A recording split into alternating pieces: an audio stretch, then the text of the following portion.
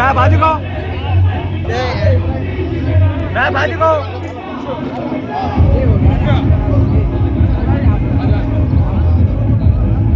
Okay मैं तुम्हें हाथ करो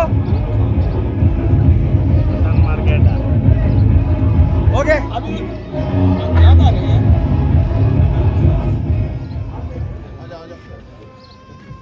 हेलो हेलो नाम बुलाओ आजा आजा अभी दे जी आजा आजा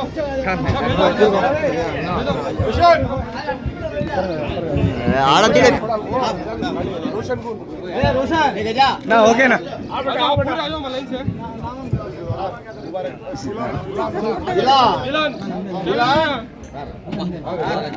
ना सेकंड ना కొంచెం ना ना ना अबे आड़ा करो ना वो अबे अबे जा रे बशीर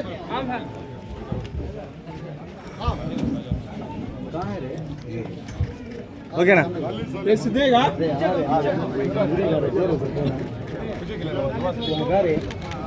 ఓకే నా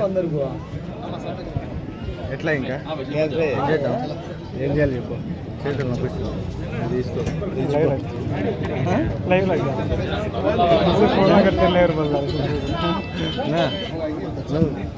దాంట్లో లైవ్ పెట్టు ఫోటోస్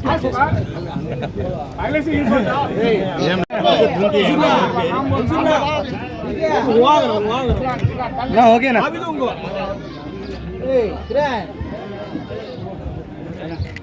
ఓకేనా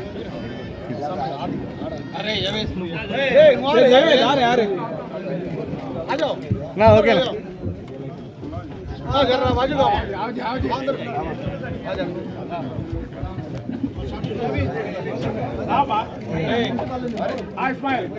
ఓకేనా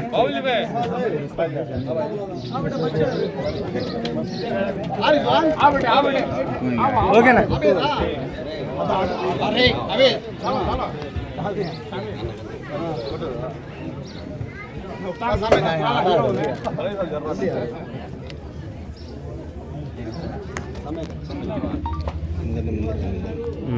గ్రూప్ అంటున్నారు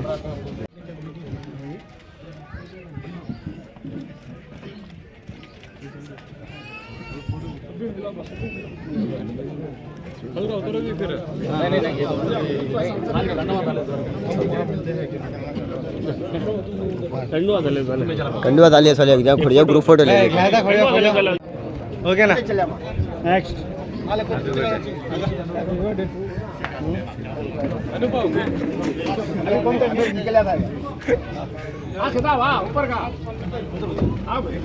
ला लो हाँ अंकुल अंकुल इधर को बाकी तुम्हें इधर का है हाँ का जो ओके ना अंकुल सामने का मुसाव भी आने को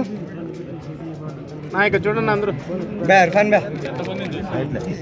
నా ఓకేనా నా ఫోటో తీయండి నా మరి 24వ వార్డులో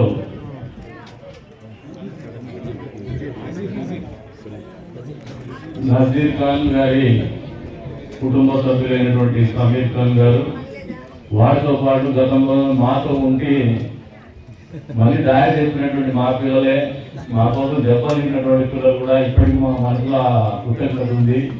యూనిస్ కానీ ఐస్ బాబా కానీ ఇబ్రహీం కానీ వీళ్ళందరూ కూడా తెలుగుదేశం పార్టీలో చేరుతున్నటువంటి సందర్భంగా వారిని తెలుగుదేశం పార్టీలోకి మనస్ఫూర్తిగా ఆహ్వానిస్తున్నాం.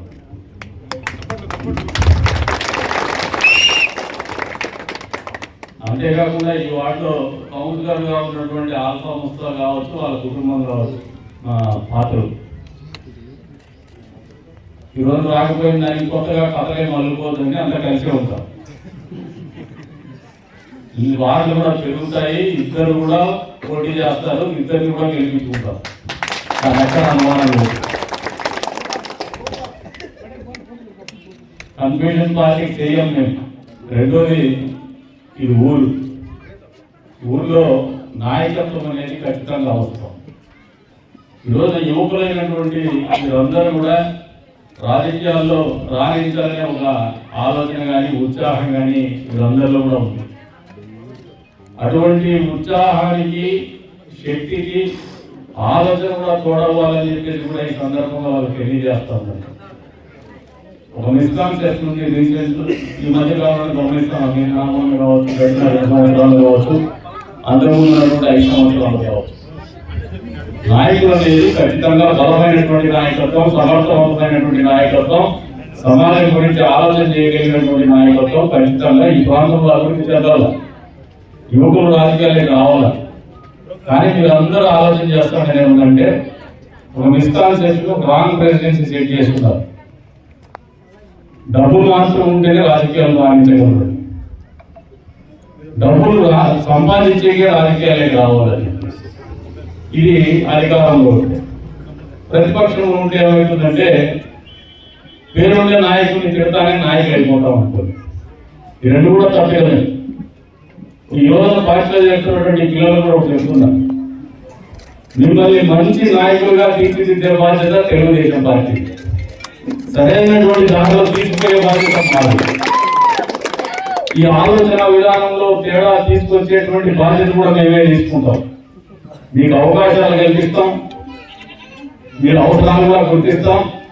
కానీ సమాజం శ్రేయస్సు కోసం కానీ, ఈ ప్రాంత అభివృద్ధి కోసం కానీ, ఈ నియోజకవర్గ అభివృద్ధి కోసం కానీ మీరు చిరకాలం రాజకీయాల్లో ఉండే రకంగా, ఆ రకంగా మీ అందరి ఆలోచన ఉండే విధంగానే మిమ్మల్ని తీర్చిదిద్దాలని ఒక కృతనిశ్చయంతోనే ఈ నియోజకవర్గంలో తెలుగుదేశం పార్టీ నాయకత్వం ఉందని చెప్పేసి కూడా ఈ సందర్భంగా తెలియజేస్తా ఉన్నాం. మామూలుగా ఎమోషన్స్ ని రెచ్చగొట్టేది, పిల్లలు ఎవరన్నా రాజకీయాలకు రావాలని ఉత్సాహం ఉంటే ప్రతిపక్షం వైఎస్ఆర్సీపీ పార్టీ వాళ్ళకైనా ఉంటే ఇంట్లో కలుగుతాం. మమ్మల్ని తిరిగితే గొప్పవారు కాదు.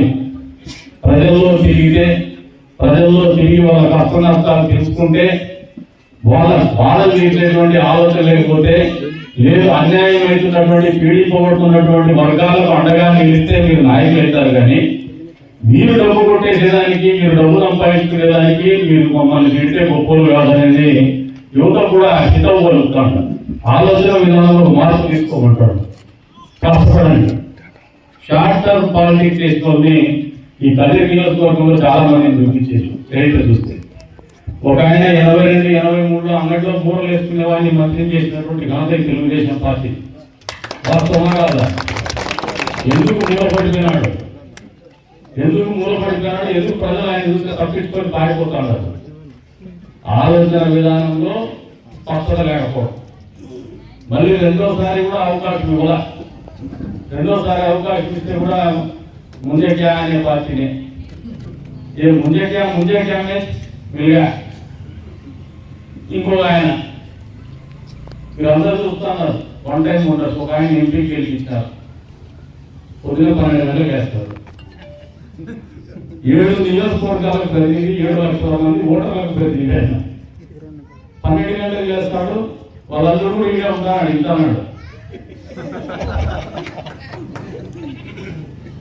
ఛార్జీ ఎస్సీ చేసుకొని ఎప్పుడు కూడా వేరే చోట ఒక టీం 45 చేసుకొని పక్క ఊళ్ళలో కంపెనీల పేరు మీద పోగులు చేస్తున్నాడు. కానీ 5 ఏళ్ళలో మనకు చేసింది లేదు.